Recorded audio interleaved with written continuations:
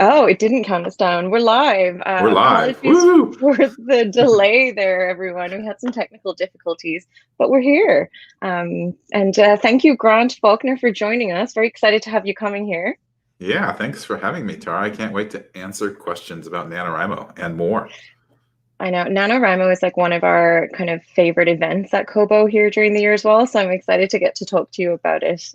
Cool. So just in case anyone hasn't kind of come to one of these events before, what's going to happen is you can comment your questions throughout and I'll try and pick them if they're kind of as they're relevant, and hopefully we can get to everything, and we can also answer some questions towards the end. But in the meantime, we can just like get chatting. But yeah, feel free to leave questions on like Facebook and YouTube, and yeah, we'll go through those. So as I said, so we're big fans of NaNoWriMo at Kobo, and we've done it for a number of years now. But if anyone isn't really familiar, even about what NaNoWriMo stands for, could you tell us a little bit about it? I know we kind of just say nano off the cuff now, I know. like if everyone knows. But yeah, could you tell us a little bit about that and about how you got involved, both as a writer yourself and as the executive director? Yeah, that's a big power-packed question here. So everybody get your favorite beverage and sit down. No, it's funny. I've got my coffee. Oh, good. And I've got my special NaNoWriMo mug here. But yeah, you know, I'll randomly be talking to people in a grocery store and mention NaNoWriMo and just assume they know what it is. But you're right, we have to explain this. So NaNoWriMo, sometimes mispronounced as NaNoWriMo, but it's NaNoWriMo. Emphasis on the writing. It's an acronym for National Novel Writing Month, which happens to be happening in 9 days, at least by North American time. So it starts. I thought I had more time. No, you got plenty of time. If people here have not even thought about writing a novel in November, that's fine. You know, there's plenty of time. And sometimes people start, you know, with an idea that they get like right at midnight on October 31st, seriously. So yeah, it stands for National Novel Writing Month. It happens every November. We were founded in 1999. And I always say it's 1 part boot camp, 1 part rollicking writing party. And so it's a basic challenge to write 50,000 words in 30 days. And that's the boot camp part. You know, you have to like show up and write about 1,700 words a day in order to reach 50,000 words. And you learn so much about writing in the process. You know, you learn about your creative process. You learn the discipline to show up every day. You learn not to wait for inspiration, but to create inspiration on the page. And you learn, you know, to write 50,000 words in a novel, you learn a lot about writing a novel just by doing that. And you set yourself up for practicing. You know, the way that one becomes a good writer is through practicing writing and writing a lot. And so you're not born a good writer, you make yourself a good writer. And then the rollicking party part of it, we have this vast community that takes many different forms.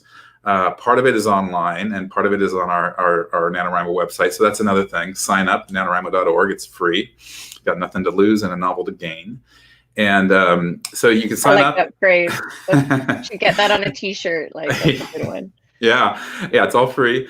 So yeah, we have an online community and that takes numerous different forms. We have our forums get like literally 1 million different posts during the month of November on every writing topic imaginable. We also have what we call municipal liaisons, 1,000 of them. They're volunteers and they're around the world. So they're in places like Tulsa and Des Moines and Cleveland and Ireland and London. Yeah, so they organize in-person writing events, or they usually they're in person. This year it's going to be virtual. But so yeah, it's all about building in creative collaboration and accountability and structure that way. And they're online as well. You can find them on the website. You're just home with them. And then we work with 1,200 libraries who do the same thing. They host in-person writing events. So yeah, that's the kind of, I guess, the shorthand of what NaNoWriMo is. But it's many things more than that. You know, it is a writing event, but it's also a writing community. And we also have year-round programs. We're not just a month. Yeah. So how did you get involved? Did you write for Nano first, or was it that you, because your background is being a writer, Yeah. did you come to it through the executive director, or was it from taking part in Nano? Like, was it chicken or the egg? Which one was first? Yeah, that's a good question. I think both actually. I did write before I joined NaNoWriMo, and so there was one year I was literally just like I woke up and I'd written for a number of years, and I questioned. I was like, did my creative process find me, or did I find my creative process and shape my creative process? And I thought that I needed to be a little bit more deliberate and experiment more with it. And I invite people to experiment with their creative process in NaNoWriMo. And so I was a very slow, ponderous, kind of precious writer where I would write the first chapter of a novel and then I would endlessly revise that first chapter and try to get it perfect before I could move on. And what I found was that I was spending so much time on the first chapter and not the rest of the novel. And so what would happen is that once I finished a novel and would go back to revise it, I would inevitably either drastically change that first chapter or cut it. So a lot of that time wasn't really well spent for the novel. And so NaNoWriMo helped me just plow through the whole draft, to focus on progress, to focus on exploring the story. And I always mention this quote from Joyce Carol Oates. She says, "You don't know the first sentence of your novel until you've written the last sentence."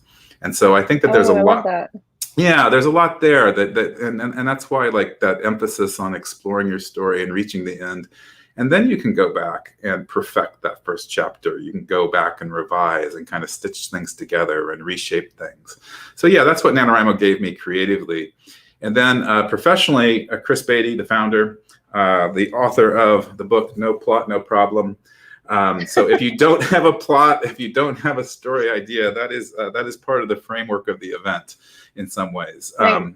We'll So get Laura to drop the link into those books as well so people can find them. Oh, cool. So yeah, he founded it in 1999, and he was an acquaintance of mine, and I was working for writing nonprofits at the time, and was just interested in joining the board of a nonprofit. And I talked to him a little bit, and he ended up inviting me to join the board. And then when I joined the board, he said, "By the way, I'm going to step down, and I think you'd be a good executive director." Something I never thought about, but I was honored to be recruited for the position. And yeah, so I've been here for 8 years now. Nice. And what was the size of NaNoWriMo that very first year? Because 1999 seems like a million years ago, right? It really does. I think people were still riding horses back then. Oh, there's no electricity. Yeah, I don't think so. There might not have even been indoor plumbing. No, the internet was just beginning, kind of, right? It had just begun, rather.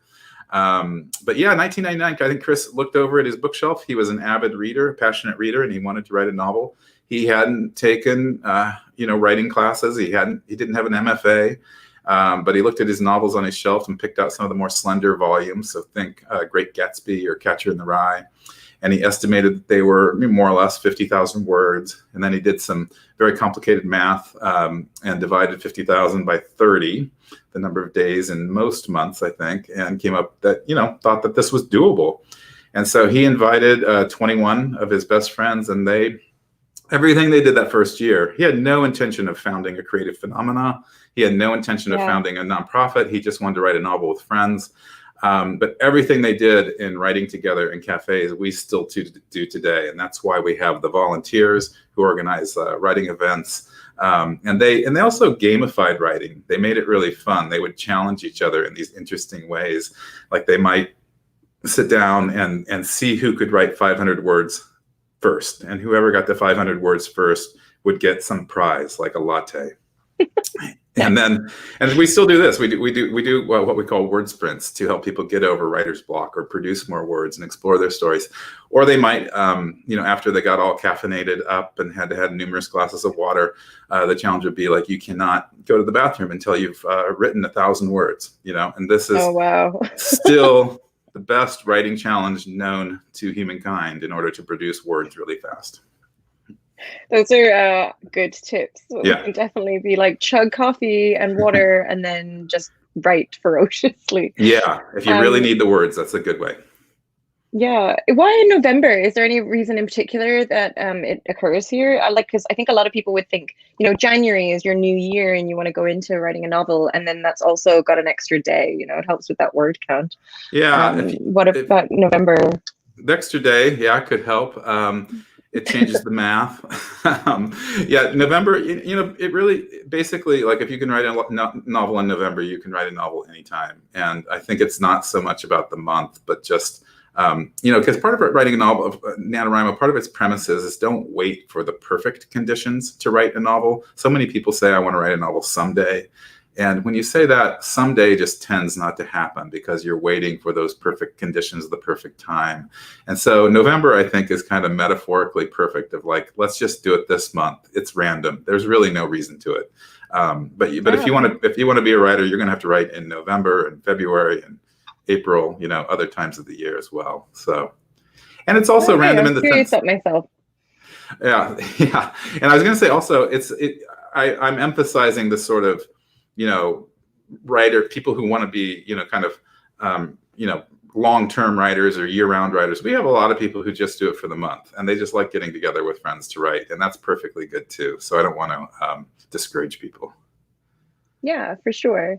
So you personally, how do you balance like writing your own stuff with kind of running this very large organization? Do you still write personally as well, or is your focus kind of more so on Nano? Both. I do write personally. The number one reason when I invite people to do NaNoWriMo, the number one reason people tell me they can't do it is because they're too busy. And so I think busyness is, it's real, but it's also a perception. I've spoken to large groups of people, and I'll ask people to raise their hands if they see themselves as busy people. And almost everyone in the crowd will always raise their hand. So we're all of us busy people. And so a lot of times I get asked this question, like, are you too busy to do it? And I'm not going to exempt myself. Part of NaNoWriMo, part of the gift of it is to look at your life and to think about, my thing is that when there's this Picasso quote that every child is born an artist. The challenge is, how do you be an artist, as you get older and as you become an adult? And that is the challenge, because for most of us, the practicalities of life kind of shove creativity lower and lower and lower on the list until it's not on the list at all. And I think NaNoWriMo is this wonderful opportunity to make creativity a priority.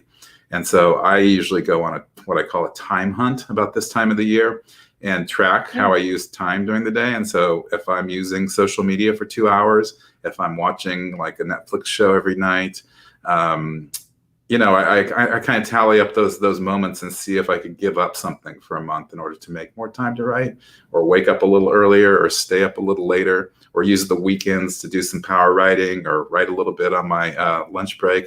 I always say that sometimes we need to use those nooks and crannies in our life. Those some people call them time confetti. So NaNoWriMo, one of the great lessons is an exercise in time management. And so, I recommend that everybody do that in order to prepare for NaNoWriMo. I think that's a great idea, like actually looking at the time, because, how many times have we been on our phone and then all of a sudden 2 hours have passed? Yes. So especially these days.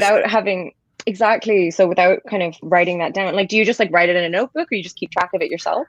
I actually like to keep track of it for a week in a notebook. I know that there are apps that you can use as well. So if you like doing that, I keep track of it during a day, and it's great to analyze how you use your time. Like you said, these days, people are doom scrolling more and more. Like we're addicted to looking for news, and sometimes bad news or dramatic news. And a lot of times that's not really doing anything for our soul or our minds. And so sometimes I think the more aware you are of that and say, okay, time to put away the phone, or maybe I need to put the phone in another room so that I can write and really focus on my writing. So I think we have to come up with techniques to help us. Yeah, I like that. I really like the idea of it being something that can grab your focus for a while too, because I think nowadays what's the newest thing? We flip through things so quickly. So, for a month that we can kind of hold our time on something that has some kind of substance and kind of hopefully get us into that flow zen feeling as a writer. Like, I feel like that's the aim. It is. I think the flow is the aim, and also to reclaim yourself. That when I said to make creativity a priority for a month, that's really reclaiming yourself, whether it's reclaiming your childlike creativity or your creativity as an adult. And I think we give up ourselves so much to others, meaning we give up ourselves to work, we give up ourselves to doom scrolling, we give up ourselves to Netflix shows. And so writing is a time to reclaim ourselves.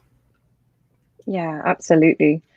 So the nano community, you've kind of mentioned it a little bit. I love it. It's just such a large and expansive thing. They kind of run themselves, and it's really helpful as part of kind of a special niche within the independent community that's like so like they give back so much and they're so friendly. Do you think that that's a real reason that people come back to Nano each year is because of the community specifically? Absolutely. I think we're first and foremost a writing community. And it's just like what you said. I mean, I'm always charmed and touched by our community because they are just the most encouraging and empowering group of people. I always feel like it's as if we hand them a whole kind of manual or talking points about how to be a good NaNoWriMo citizen in the community, but we don't. You know, that ethos, that just spreads and it attracts those types of people. And, you know, a lot of writing communities, I think they end up being kind of competitive because people are trying to be the best writer in those communities or get published. And so there's a lot of kind of tension and people sometimes shut down creatively in certain communities. And it's the opposite in the NaNoWriMo community. It's all about encouraging people to reach their creative potential and to do big things. And so I think that that's really valuable. And so that's why it's wonderful that I always say that if we went bankrupt, God forbid, as a nonprofit, NaNoWriMo would still exist. And that's because the wider world of writers who take part in it would keep doing it. You know, they keep tweeting to the hashtag NaNoWriMo, and it would still happen every November. Yeah, that's a wonderful thought it'll still stay existing. And I mean, I don't think you guys are going anywhere. Yeah, we're not going bankrupt. Just so everybody knows, we're here. We're solid. We're going to be here. But I love this idea that the people really, they own NaNoWriMo. It's not about an organization. It's about the writers. Yeah, and it's not there is the competition, but it's like friendly competition, but it's not necessarily about like I'm gonna make $100 or this is gonna hit the bestseller list. It's all about the creativity, which makes it really special, I think. Yeah, you're right. That's exactly it, and that's why it allows for people who, don't want to be professional writers. They just want to show up and write stories and have fun with their friends, or people like you, Tara, because you told me that you would like to write this November, but you don't have an idea yet. And so there's well, yeah. but we welcome people like that who you don't have to have like a 50-page outline to do NaNoWriMo. I mean, some people do that and it's great, but other people will come up with an idea sometime in the last 9 days of October and they'll have a great experience. So yeah, keep the doors open. Nice. Yeah. So we do what we call KWL every year. And we have, I think, 23 people signed up to do it, me being one of them at the moment. So cool. I have like a rough idea. I did Nano, this is going to be my third attempt. My first attempt, I did 3,000 words. My second attempt, which was 2 years ago, I did 25,000, which, I got there. But I found that, once you let life get in the way any bit, it became hard to get back to it. Right. So I wanted to, you've written a book like Pep Talks for Authors. So what would your pep talk for me? Oh yeah, there it is. Here it is. Pep Talks for Writers. Yeah. What would your pep talk be for me to kind of keep going to hit the 50,000 words? Yeah. Well, one, look at your progress. 3,000 words 1 year, 25,000 words the next year. That's a tremendous amount of progress. And I sometimes think, good point. sometimes people, I think, need to kind of learn how to do NaNoWriMo. Just like, you can't run a marathon just for the first time without any training. And so you could view those previous NaNoWriMos as kind of training NaNoWriMos, like you're getting better at it because you're knowing yourself more as a writer and you're knowing more about how to reach those goals. Two more things. The other thing is that writing 25,000 words in itself is a tremendous success. I oftentimes will have people apologize to me that they only wrote 10,000 words during NaNoWriMo. And that's a lot of words, 10,000 words in a month. If you write 10,000 words every month, that's 120,000 words in a year. And that's 2 pretty good sized novels. So 25,000 words, there's a lot to be proud of there. And then the third thing, though, is something I think we see a lot, or too frequently, I think, is that people will fall behind in their word count and they'll get discouraged. And so they'll drop out on day 6 or day 8. And don't do that. either just keep going for the sake of it, just to keep having fun with your novel. We really just want people to write. And a lot of times people find that when they keep going like that, even if they're falling behind on their word count, they will get second and third wins. They'll get new enthusiasm, new gusto for their novels. And we've had people come back and write 40,000 words in the last week, to win. Oh, wow. Yeah, or just don't get down on yourself. Even if you write 25,000 words, like I said, there's a lot to celebrate. So this year, I think you're going to hit 50,000 words. In fact, I believe it. I would bet on it. If we were betting on people, and like sports betting, I would bet on you, Tara. Oh man, you're just going to add some extra pressure to it. Well, sometimes extra pressure helps. That's true. But beyond that, I would say if you write 30 or 35,000 words, again, be super proud of that. That's a lot of writing. Yeah, I think that's definitely what happened to me, is that so we had it in the office where we allocated our lunch hour every day, and we would all go in and write. And we had like the CEO of Kobo joined us as well. We were just like writing all the time. And then I think I missed a couple of sessions and then like thought my word count, like, you know what I mean? You see where you're meant to be and then it's there. And I was just like, well, I guess the rest of the month is done. But yeah, I did the wrong thing. Well, that's so great though, that you're just keeping going. That's great that you're writing together, just like the initial write-ins that Chris Beatty did. And I do think, like when you said that I put extra pressure on you, I mean, I think that sometimes the extra pressure is good. And we always recommend that people announce to the world or tell, friends and family that they're writing a novel, because, then you'll be asked, how's the novel coming? And you want to say, oh, it's great. I'm at 15,000 words or I'm at 25,000 words. So. Yeah, I kind of like as well because, I think you've kind of alluded to this as well. Everyone kind of wants to write a book, but not a lot of people actually take the time to sit down and do it. And I work with authors all the time, and it really makes me much more sympathetic to the difficulty of a blank page. And, it's not easy to be a creative and make a career out of it. So, it's a good. Personally, I liked the challenge. I think especially with writing, I think there's just something about getting that image or that story in your head and then putting it in language on a page. It's a very, very challenging task. And, I don't know if this is true because I'm not a painter, I'm not a musician, but I feel like in some ways you get more validation from the world and maybe from yourself, like when you play the guitar, even if you're a very amateur guitar player, you can hear the basic song. You can play "You Are My Sunshine," and it will sound decent. But when you're a writer, I think, and this is like another reason to do NaNoWriMo, is that sometimes when we write our drafts, the first draft in particular, it's so much more raw and crude and rough than the books we love.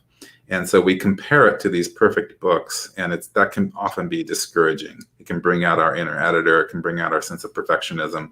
All those things can shut us down. And so, with NaNoWriMo, the premise is that every rough draft is rough by definition. Your favorite authors, those books that are perfect to you now, they started out as really crappy rough drafts, trust me. And so, the premise is like, don't get hung up on perfection. Banish your inner editor, just write that rough draft, explore your story, and then you revise it later and make it perfect. Thanks. So a lot of our authors are kind of based all over the world. That's, Kobo has such a global presence. And even with our KWLs that I mentioned, we have some of my colleagues who will be writing in French and Italian. And on this live stream, we have Virginie who said hello from France. Oh, cool. And Rich had a question. Yeah, Rich had a question that I wanted to ask you as well. Is just that how, what's the community like outside the English speaking community? And how many languages do you have people writing Nano in? That is a good question. And I do not know the answer to that. We don't know how many languages, but you can write, of course, in any language. We welcome it. Yeah. It started out as National Novel Writing Month, but it's been a long, long time since we were just National Novel Writing Month. Probably way back to 2000 or 2001, we went beyond the U.S. borders. And so we have people write in more than 200 countries. We've had people write on all 7 continents, including Antarctica. Oh, really? Yeah, we don't have Antarctica every year, but we have had people in Antarctica. I love the image of them writing novels there. I know, just surrounded by penguins, probably. Yeah, I want to go there to write a novel someday. It could be a great writing retreat. But yeah, so we do again, like the municipal liaisons. They are around the world. They are in places like Paris. They are, Japan, India. And so, yeah, I haven't experienced those writing communities firsthand, but I think they operate just like they do in the U.S. They're very, very welcoming and operate with the same structure. And so, yeah, I would recommend people, no matter what country you're in, look to see if you can meet other NaNoWriMo writers in that country. And this year with the virtual regions, they can grow even larger, right? Like if you live a couple 100 miles away from Paris and there's no writing community where you live, you can still participate with the Paris community, I assume. And how easy is it for somebody to kind of create a community if they are in an area where there isn't necessarily a specific group? Is it just somebody taking the initiative to really move forward with it? Absolutely, yeah. If you go on our website, you can apply to be a municipal liaison, and you can apply to form a new community. And so, yeah, we have a specific person who's in charge of that. And so she's always kind of like looking at the boundaries and where the critical mass of people is and things like that, and who's qualified. You do have to kind of you do have to apply to be a municipal liaison. So you have to have some qualifications. Oh, okay. Yeah. Nice. And last year I didn't do Nano. I thought about doing it, but I was too busy, which is not real. But one of the things that I was going to play around with was using dictation for NaNoWriMo. Is that cheating? No.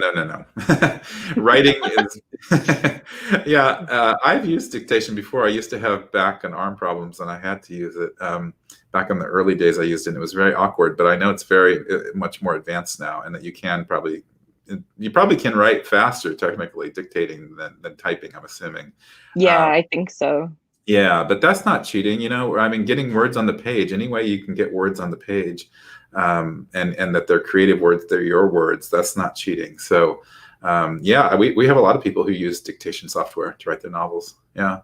And people are writing in just so many different ways these days because of technology, and so many writing apps also are conducive to this, that people, I mean, especially back in the days where more people were commuting, they'd be writing their novels on subway trains. I know one person of my first year as an executive director, he gave himself the additional challenge of not just writing 50,000 words in a month, but doing it on his phone. So sometimes we've had people write their novels longhand. Sometimes people just look for that different way to write, and that's just part of being creative. Really, is looking for different ways to do something. Nice. Yeah, we usually host, but we're not doing it this year because it's all remote. But we usually host the Toronto group in the Kobo office every year for like a write-in for an hour. And there's always one writer that does like she's actually writing it out pen and paper. Oh, good. Which is always very impressive to me because we count the words in that hour, and she always emails me afterwards being like, I did this many, and it's like always the same. That's interesting. Yeah, it's interesting. Like it's like whatever suits you, I guess. Whatever suits you. And I personally would have a hard time writing 50,000 words in a month, just like physically, my hand would cramp up. But I do and I do recommend that people, sometimes get off the computer and don't forget the magic of pen or pencil and paper. It's a great way to get over writer's block too, is just to write in a different place or in a different way. Yeah.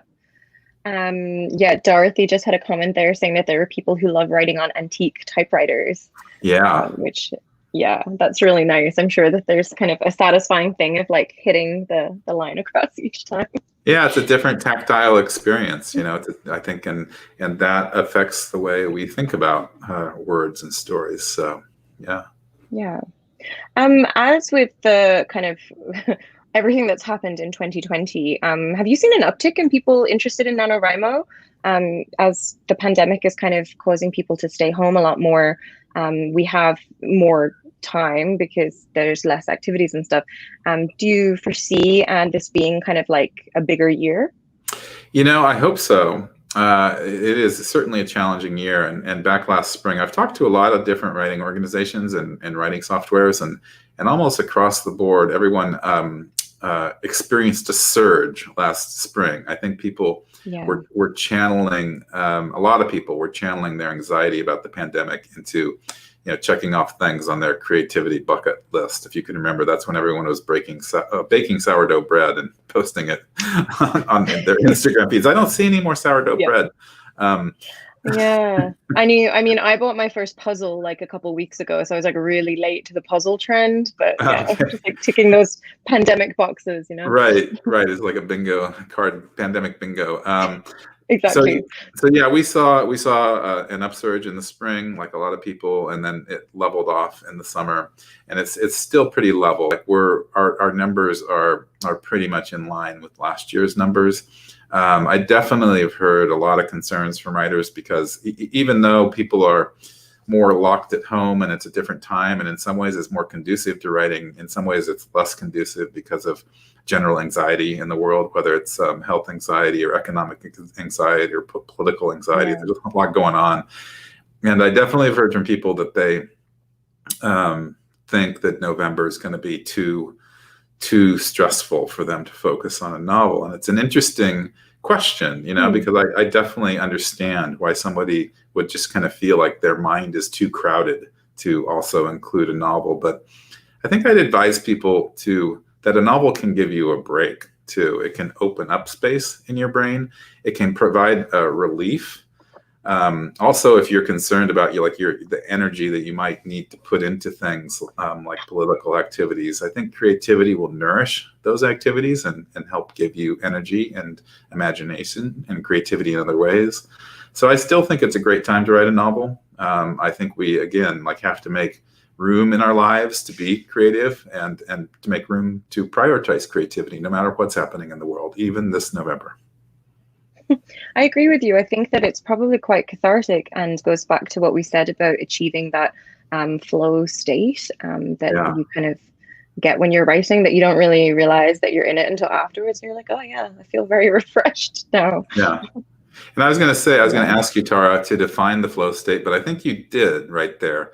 Is like when you have a sense of timelessness, right? You lose track of time. How would you describe it? And there's something like that you're kind of just really focused on the thing that you're doing. You're not really thinking about the creative thing you're doing. You're just kind of enjoying it. You lose track of time, but you leave just feeling very satisfied with what you've done, I think that's how I would describe it. It's kind of difficult too, but you kind of have to experience it. Exactly. Yeah. When you hit it. When you hit it, and it is that, I think, losing track of time and being so immersed in the activity you're doing. And it's taking a certain joy in it, I believe. You're just so, it is like being a child. You get so focused on it. Yeah, absolutely. It's probably very similar to getting really lost in a good book, like that sort of feeling. We need more flow in life. I find that I'm multitasking way too often in life, and our flow states are really nourishing. So I know I feel mine lacking. So we'll both of us will get it back in November. Yeah, no more doom scrolling. Yeah. No. So a lot of people talk about kind of planning versus pantsers in NaNoWriMo. So the planning people being the ones that are very creating this outline and have a certain point that they want to hit in terms of the story throughout the month. And then the pantser, which I believe comes by doing it by the seat of your pants. Yes. So just not planning at all. Do you think it's important to plan or I know that both are valid, but I wonder how do you see it balanced between the people that successfully finish Nano? It's interesting. We just did a what we call a Nano Prep campaign, which was a fundraising campaign, but we did it around planning. People, our donor goodie, and the campaign was about Nano Prep, and people identified as pantsers, planners, or what we call plantsers, is somebody who's in the middle. I'm a plantser. I like that. Yeah, I do too, and I like to take the best parts of planning and the best parts of pantsing and kind of find that middle ground that works for me. And in fact, in that kind of casual, unscientific poll of our users, most people were plantsers. So they're in between, and then the extremes of Planters and Pantsers are about the same. So yeah, Planters, I think the reason that it works for me is that I like to have a sense of direction in my novel. I like to spend October kind of daydreaming about the novel, taking some notes here and there, not doing anything too structured, but I might know a few markers and a few plot markers. Like I might know kind of what happens at the middle. I might know kind of what happens at the end even.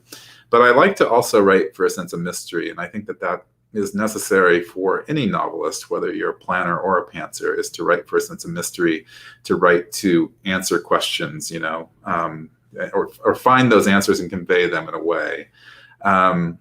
Yeah, so that's the way I like to write. So that I think, but like I said earlier, every year I kind of experiment a little bit with my process. So I might try a new planning tool or something like that. Yeah. So I think it's important to think about your novel a little bit, but that's to say I know very exuberant pantsers who just love that. They do not know what, sometimes the extreme is they don't know what they're going to write on October 31st at midnight, and they just find out when their hands hit the keyboard. Other people have a vague idea and they just go for it. So yeah. Yeah, the 25,000 words that I hit the last time was mostly not, well, it was like nearly all nonsense. But it was more like stream of consciousness sort of stuff, because I was just experimenting with the, can I allow myself to do this for an hour a day for a month? And I think that part of that is maybe why I knocked off 2, because I found in myself that I did need that sort of structure. So I'm interested in trying to write something that's, a more traditional story this year, and maybe that will help me win too. Yeah, one thing that I like with kind of knowing at least a sketch or some things that are going to happen in the novel is that I feel like sometimes when I hit a wall and don't know what's going to happen next, or just kind of get tired, it's nice because I can then skip ahead. Sometimes people think you have to write the novel chronologically, but you don't. I think sometimes skipping ahead, you get new creative momentum and new creative juice by focusing on a scene you really want to write, and then that feeds into the scene that you left behind, so you can go back to it with sort of fresh eyes and fresh energy. And the other thing, it sounds like when you wrote your 25,000 words, I often think that you can use the rough draft as a planning tool unto itself, as just like an exploratory exercise. And a lot of people, I've heard them do this. They write the rough draft during NaNoWriMo, and then they outline it afterwards based on what they wrote, and then they write a new draft. And so I think the draft you do in NaNoWriMo, we call it the rough draft or the first draft, but I've heard it called zero draft as well. And I think that can be a great way to think about it. That's good. I actually haven't even gone back and read them. I've been meaning to this October. So yeah, that's on my to-do list. But yeah, maybe it'll spark some inspiration that I didn't even realize was there. Yeah, I bet it will. Yeah. Nice. So we've chatted a lot about kind of like the planning and like the writing itself with Nano. But let's just move on a little bit to what do you do once you've hit your 50,000 words? So authors might find themselves getting really excited and wanting to publish their books on Kobo Writing Life right away.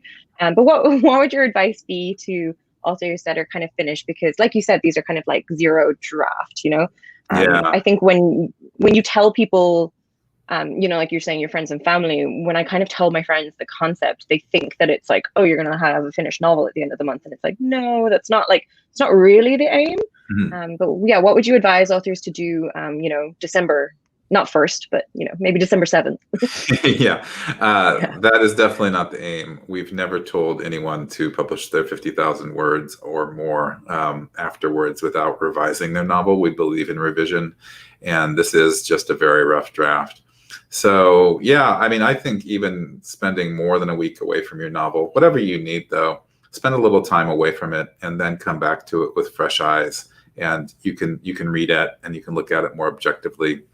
And then we offer a revision editing program in January and February called I Wrote a Novel, Now What? And when I said that you revise your novel to make it, more like your favorite author's novel, most people go through multiple drafts, multiple revisions. So, prepare yourself. It just depends what you want from your novel, but, prepare yourself for that. And I think revision is a very different exercise than writing a rough draft. A lot of people who love writing a rough draft hate revision. I happen to love revision. I don't like writing the first draft. So NaNoWriMo really works for me just to help get that first draft out. But yeah, and I think so. So we have, again, like just within the NaNoWriMo framework, there are ways to find writing groups on the website. There are ways to team up and find, get together with your buddies. And so I think a lot of people find having other people read your stories when you're ready for that. You don't have to give them right away, but when you're ready to receive feedback, that's a great way to guide your revision.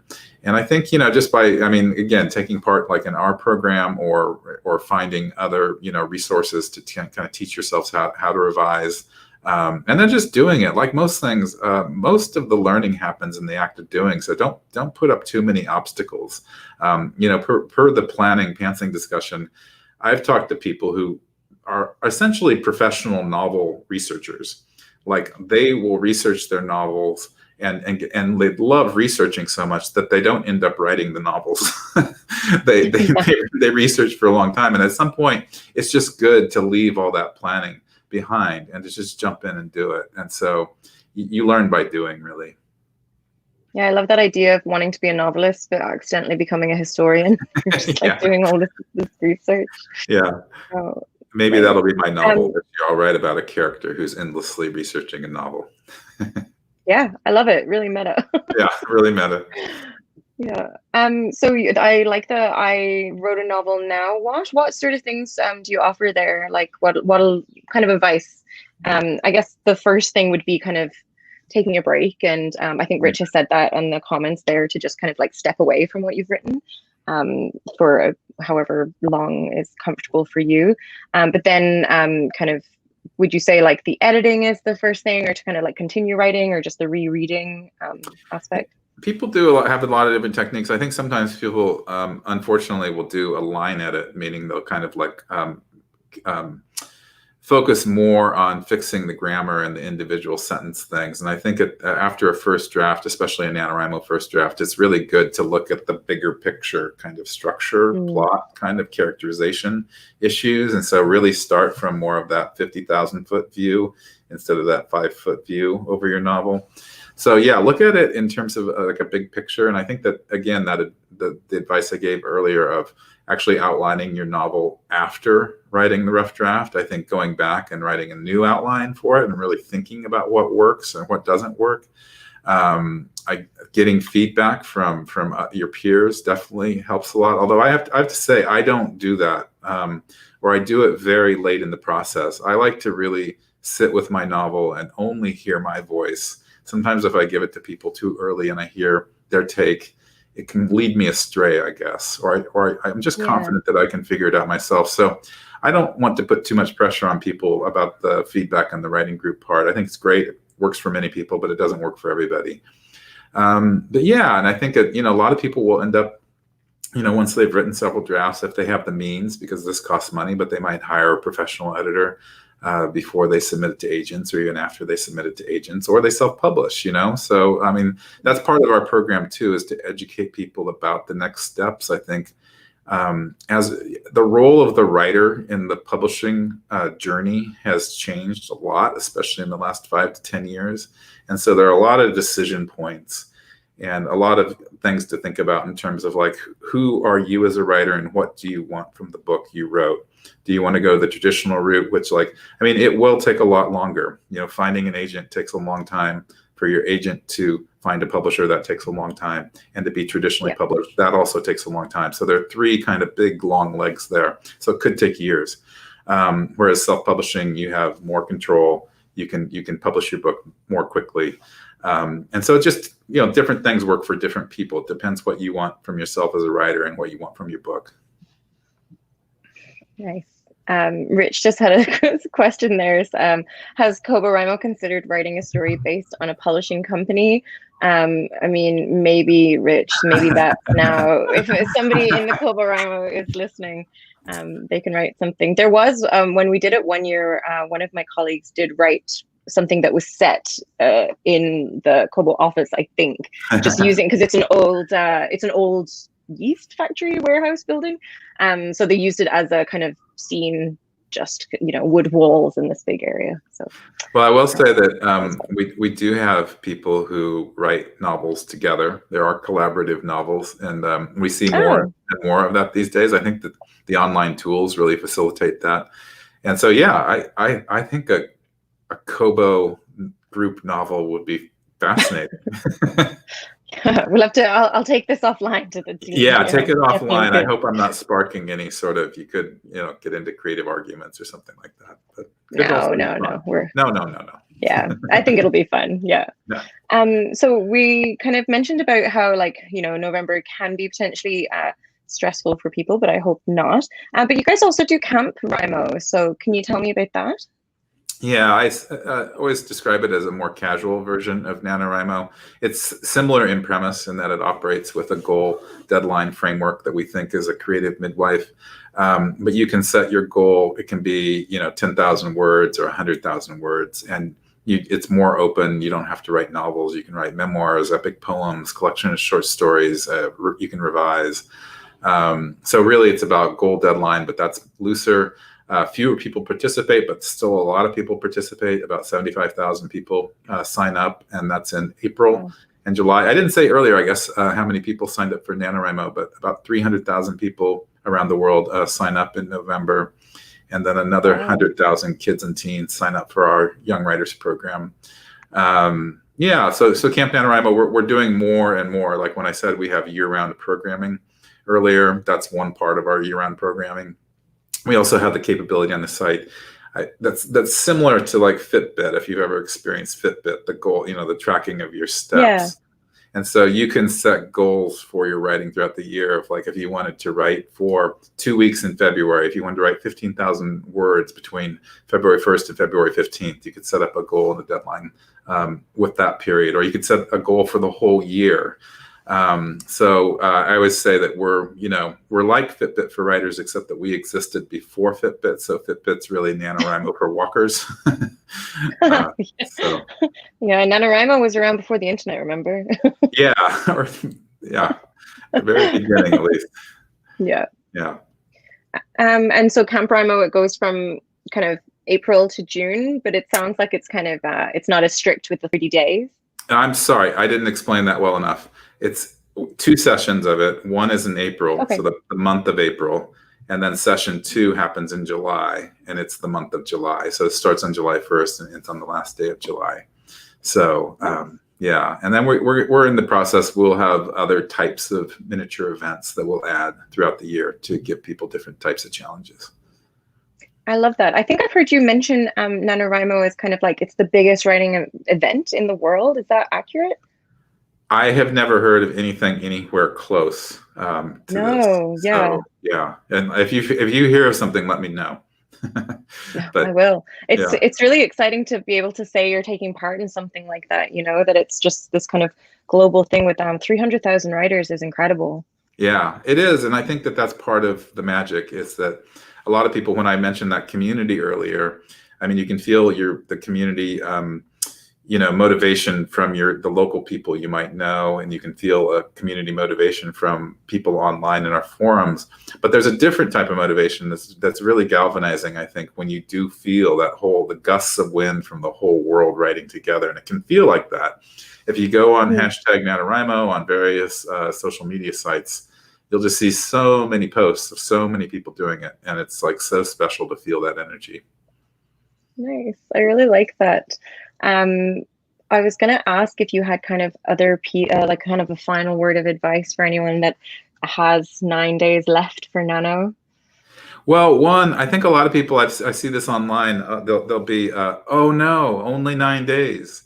Don't talk yourself out of doing NaNoWriMo, talk yourself into doing it.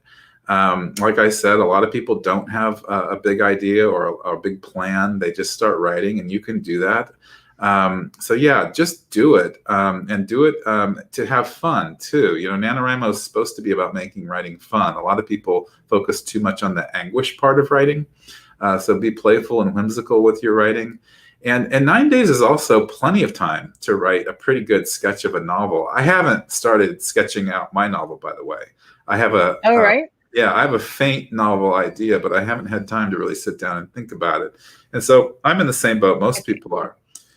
Is it Yeah, going to be a publishing story about Kobo? yeah, I changed my idea. Yeah, I'm gonna write it about a publishing company in Toronto. Uh, no, I have kind of a process that I usually do to think about how to kind of structure my novel. But I'll probably start that this weekend, and I'll probably just start by taking. I like to start with the characters, and so I like dreaming up the characters and kind of thinking about what motivates them and what conflicts they have and what obstacles they have in their lives. And so I might draw up some little scenes and have them talk to each other and take some walks and just kind of very purposefully daydream about the novel. So you can literally do that in an afternoon or a day. So again, yeah, don't talk yourself out of it, talk yourself into it. And we've had people literally, if you want to focus on the publishing success side, we've had people do that the day before NaNoWriMo. They've done NaNoWriMo and they've ended up publishing their novel to great success. So it can happen. Yeah. How many novels have you written now, Grant? It depends on what you qualify as a written novel, I think. I have a lot of, since I've been doing NaNoWriMo since 2009, I have a lot of half-finished novels. I have a big folder on my computer, novels. It's just titled novels. I like John Green. He titles his Follies. Yeah, so nice. Yeah, and so I think that lessens the pressure on them. But anyway, I've got a bunch of novels. Either they're novel ideas that I've sketched out to some degree, or I've written half of them and plan to go back and finish them someday, or they're finished. So I actually couldn't give you a number. I'm sorry.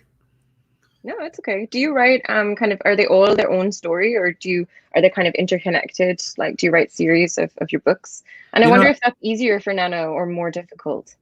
A lot of NaNoWriMo writers write series. I've never written a series.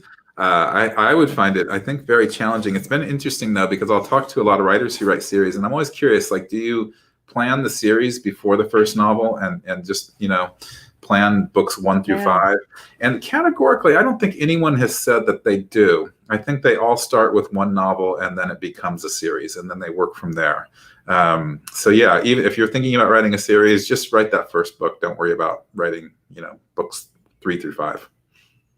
No, I think that's really good advice to sort of wrap up on.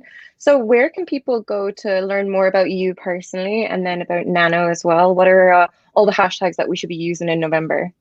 Yeah, I've got a website, grantfaulkner.com. The Grant Faulkner moniker is pretty much mine on Twitter and Instagram, Facebook. So I love to talk writing on those platforms. So please, check me out there. As for NaNoWriMo, same thing. Everything's NaNoWriMo on every social media platform, and our site is nanowrimo.org.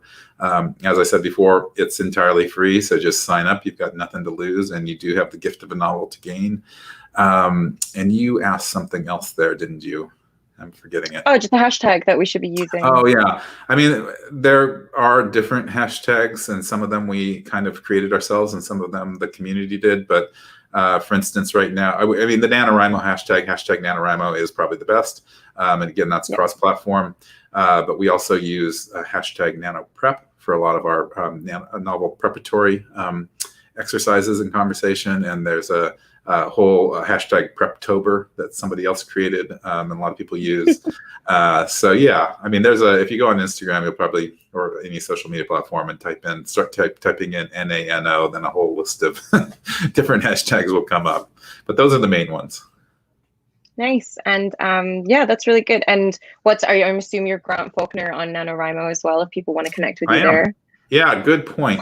We have a whole buddy system, whole friend system on the site. So yeah, friend me on the site and friend others. I know I have to change mine. Mine is like a dumb pen name, so I will change mine to my actual name if anyone wants to follow and see if I actually hit the 50,000 words.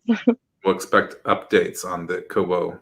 KWL, yeah. I think we have a little group going on Nano Summer as well, and we're doing weekly Zoom write-ins together. I think we're going to be doing some sprint writing, so that's kind of fun. And we're just trying to kind of get inspiration from the authors that we work in. So we're compiling a video where we're getting tips from authors. So we'll share those on Kobo's social just before November. Tremendous. Once we get those up. Yeah. Since you mentioned forming a group like that, we do have the functionality on our website to form. I mean, I mentioned the forums where you can participate with all the people who've signed up, but you can also form more intimate writing groups on the website. So if you have, 5, 6, 7 friends that you want to write together, you can form a writing group with them on our website. Nice. Yeah. And the forum is very active on Nano. I enjoy kind of the amount of people that are kind of in there all the time. Cool. Yeah, I love it too. Yeah. You can get any kind of advice. Yeah. Well, thanks so much, Grant, for coming and chatting. I feel inspired now.